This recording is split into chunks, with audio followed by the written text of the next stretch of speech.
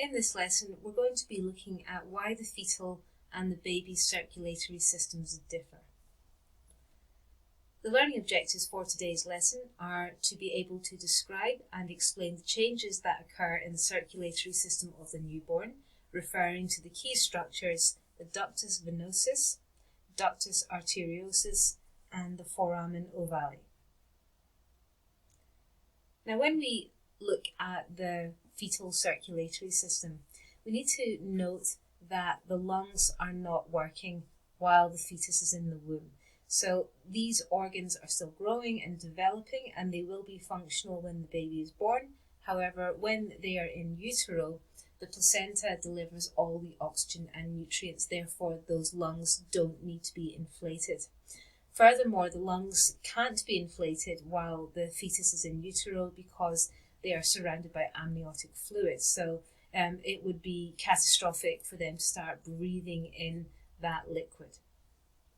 However, after birth, the baby is now independent of the placenta and it will depend on its own circulatory system to receive nutrients. Now, if we look at this cartoon diagram of the fetal circulatory system, we notice that, of course, there's the placenta with the umbilical cord containing the two umbilical arteries and that one large umbilical vein. Now, remembering that veins enter the heart and arteries leave, that is still true. However, the umbilical vein is taking oxygenated, nutrient-rich blood towards the fetal circulatory system, while the umbilical arteries, remembering there's two of them, are removing deoxygenated blood and wastes. So, just to summarise, two umbilical arteries carrying carbon dioxide and waste and exchanging them with the umbilical vein for oxygen-rich blood containing nutrients. Now, when we look at the umbilical vein, its job is to carry all of that oxygen and nutrients to the fetus and to get that into the heart and around the systemic circulation, so that's every area of the body, so that they can all have their cells enriched with oxygen and nutrients to carry out respiration and therefore grow. The first organ that we come across is the liver, what you can see here. Now, this organ contains a high concentration of ATP. It's very metabolically active. Therefore, this tube is in place to stop a lot of that oxygen-rich blood being absorbed by the liver. Because as we know, in ATP synthesis, the mitochondria demands a high concentration of oxygen and glucose, and if the umbilical vein took all of the blood directly to the liver first, very little nutrients would be left for around the body. So in order to get around that situation, the fetal circulatory system has something called the ductus venosus. The ductus venosus is a liver bypass blood vessel. And what this does is it takes blood from the umbilical vein and it cuts out most of the liver circulatory system, and it allows the umbilical vein to join with the inferior vena cava so blood can be fed directly into the right side of the heart, into the right atrium. Okay, so again in the schematic you can see down here we have the placenta, the umbilical vein, you can see here, will service the liver and provide some oxygen and nutrients to it. However, the majority of that blood flow goes through the liver bypass, which is the ductus venosus, and all of that blood, the majority of it being oxygen rich, as coloured in red here, will go into the inferior vena cava. Some of that lower oxygen blood from the liver will also join up at the inferior vena cava. Okay, so now that we're at the inferior vena cava, we know that blood needs to travel into the right side of the heart and it goes in through the right atrium. Now, there are several pathways that blood can take from the right atrium onwards. The first one is the normal circulation that we know about, going from the right atrium to the right ventricle, and then in the pulmonary circuit to the lungs. Now this is a normal circulatory system, so we go right atrium, right ventricle, pulmonary artery, because arteries take blood away from the heart. The blood becomes deoxygenated, deoxygenated blood becomes oxygenated, and then it returns to the left atrium in the pulmonary vein.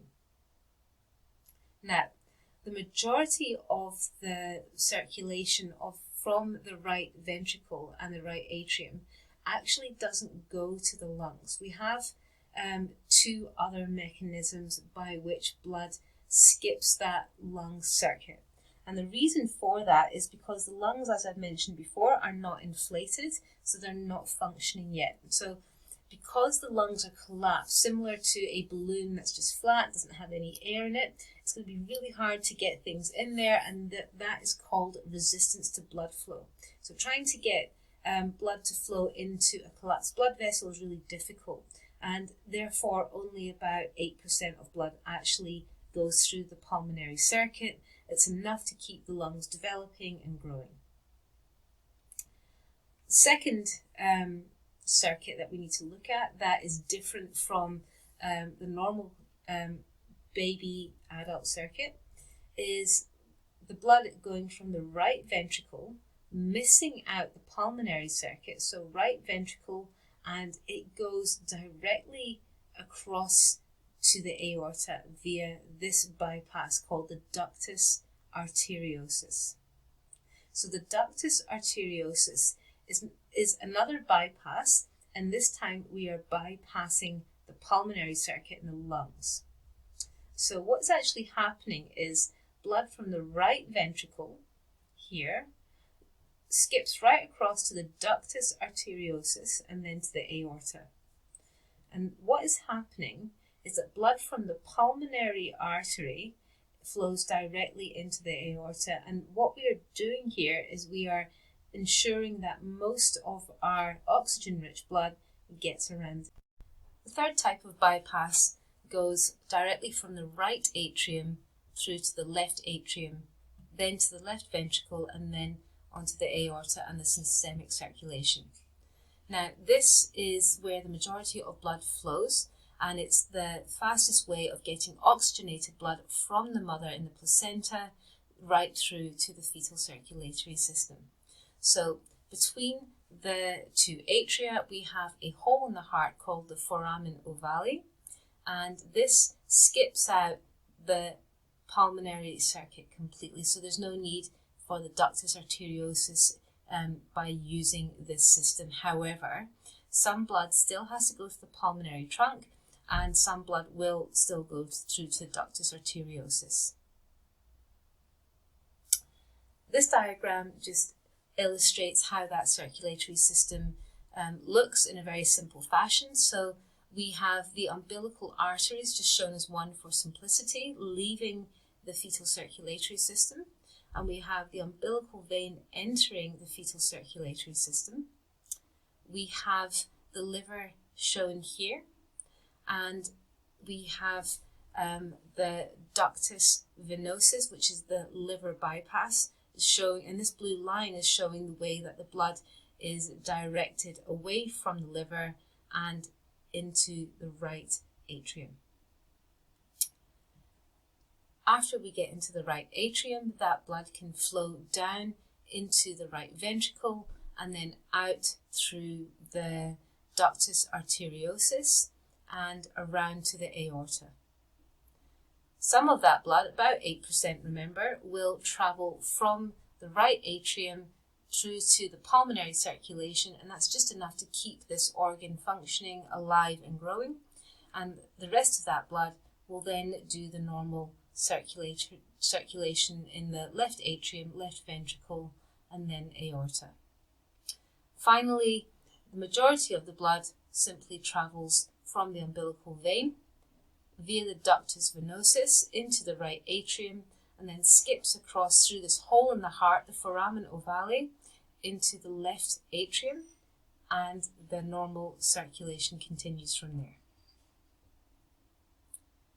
Now, there are specific changes that occur at birth.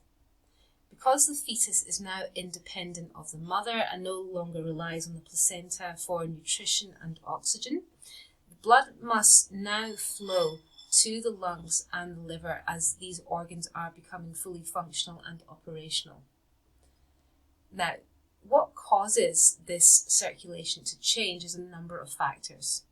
So the first breath is caused by the shock of birth itself, and this causes the baby to start crying, and that's a sign that the baby is alive and it's healthy and it's breathing. If the midwives don't get a cry from the baby, they may give it a bit of a slap on the bottom, and that's just to give it a shock and to make sure that its lungs are working, and they want to hear that first cry. In addition to that, the midwives and the doctors will clamp the umbilical vessels, so that is the umbilical arteries and vein. And what this does is it increases the carbon dioxide levels in the baby's brain, and that induces the baby to start taking big breaths and breathing on its own. Because of these things and the process of birth, the lungs expand. So because they are fully inflated now, there is no resistance to blood flowing through those blood vessels. They're nice, open and wide. And what that means is that shunt vessel, the ductus arteriosus, is redundant. And eventually it will stop being used and it will decrease in size until only a fibrous tissue is left. As that blood flow increases around the right atrium, right ventricle, and then off to the pulmonary circuit, the left atrium will start to receive more blood from the pulmonary circuit, and this forces the foramen ovale to shut. So you've got blood rushing out from the right side and blood rushing in from the left side, and eventually that encourages the foramen ovale to close.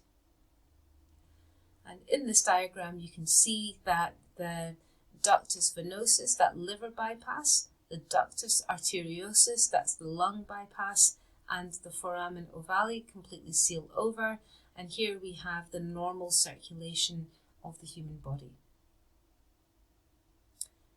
Now, in cases where there is a hole in the heart, you may have heard that before, this is when the foramen ovale fails to close. This can lead to mixing of blood. So you can see here in this illustration, some of the venous blood that is deoxygenated will mix with the arterial blood on the left side of the heart, and it gives the baby a distinctive kind of bluish hue to their pallor. This will indicate a lack of oxygen, and that's because not enough blood is going to the lungs, therefore corrective surgery must take place. Alright, so when the umbilical cord is cut, that means no more blood flows to the ductus venosus. Now, that ductus venosus will, again, like the ductus arteriosus, will eventually constrict and become permanently closed off. Thus, the bypass to the liver stops. Bypass away from the liver stops. Breathing rate and the heart rate, so these physiological responses of the baby, will start to become high after birth and then slowly start to normalize. This occurs straight after birth because there is an increased need for oxygen because they're having to breathe on their own. And also the baby has a lot of what is known as brown fat tissue to generate heat energy for warmth, and they need to get oxygen and glucose to that tissue to allow that to happen.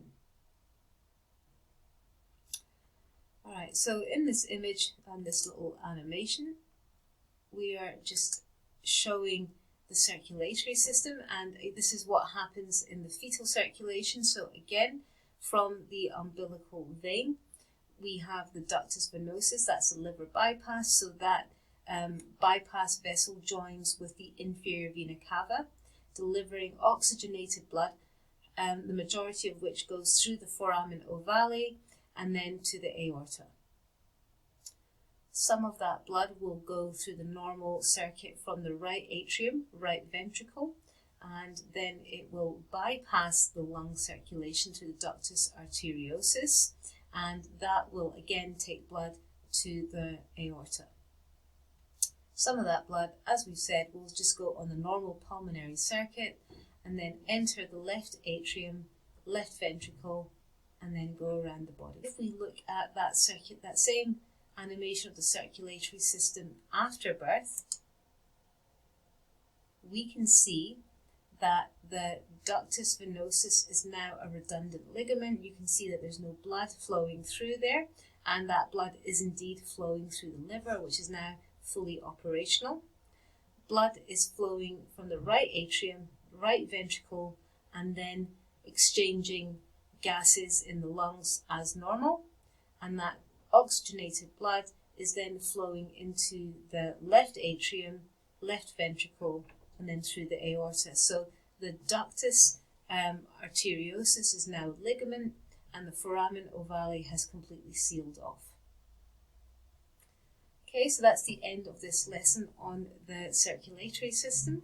Please make sure that you're up to date with your notes and that you are able to discuss these 3 bypass circuits.